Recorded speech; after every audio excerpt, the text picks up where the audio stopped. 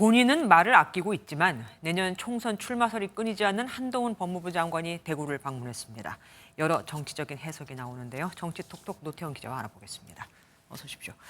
한 장관, 대구에 왜 간 겁니까? 네, 한동훈 장관 오늘 대구에선 두 곳을 들러 공식 일정을 수행했습니다. 먼저 범죄 피해자 지원기관인 대구 스마일센터를 찾았는데 네. 질문은 역시 총선에 집중됐습니다. 범죄 피해자를 더 잘 보호하는 것, 그리고 인구 위기를 극복하기 위해서 국민들께 더 중요할 수 있다고 생각합니다. 저는 오늘 그 일을 더 잘하려고 온 겁니다. 어쨌든 한 장관이 출마를 해야 한다는 필요성은 여권에서 계속 제기되고 있잖아요. 네, 한 장관은 또 오늘 정치인은 총선이 인생의 전부지만 대구 시민들은 그렇지 않을 것이다 이런 말을 하기도 했는데요. 네네. 다만 최근 여권의 출마 요구에 대해선 여지를 남기는 그런 대답을 그래요? 내놨습니다. 의견은 많을 수 있습니다. 평소 했던 근거 없는 얘기, 이런 단호한 화법이 아니죠. 최근 신당 띄우기에 나선 이준석 전 대표도 대구에서부터 바람을 일으키기 위해 굉장히 공을 들이고 있는데요. 정치권에선 한 장관의 이번 방문이 이를 상쇄하거나 차단하는 효과도 있을 거다, 이런 분석이 나옵니다. 지금 이렇게 사진, 영상을 보니까 사람들이 굉장히 많이 와 있습니다. 대구 시민들의 반응은 어땠습니까? 네, 한 장관 이번이 두 번째 대구 방문이었습니다.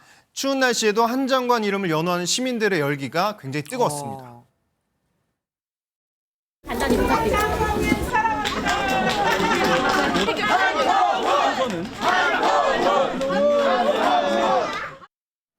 네, 보신 것처럼 그런 현장이었는데요. 꽃다발을 주는 그런 시민, 편지를 써서 준 어린아이, 사인을 받고 셀카를 찍으려고 기다리고 있는 시민들의 모습도 눈에 띄기도 했는데요. 네. 대선과 같은 굵직한 선거 현장에서도 쉽게 볼 수 없는 그런 장면이었습니다. 그러네요. 무슨 출정식 같기도 하고 말이죠.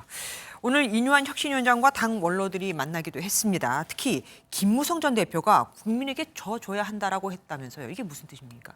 네, 김무성 전 대표가 최근 윤석열 대통령의 지지율과 관련해 내놓은 말입니다. 국정 운영 방향을 잘 잡고 잘하고 있는데 왜 지지율이 낮게 나오느냐, 주변에 이런 의문들이 많다며 권력은 낮은 자세를 가져야 한다, 이렇게 강조했습니다.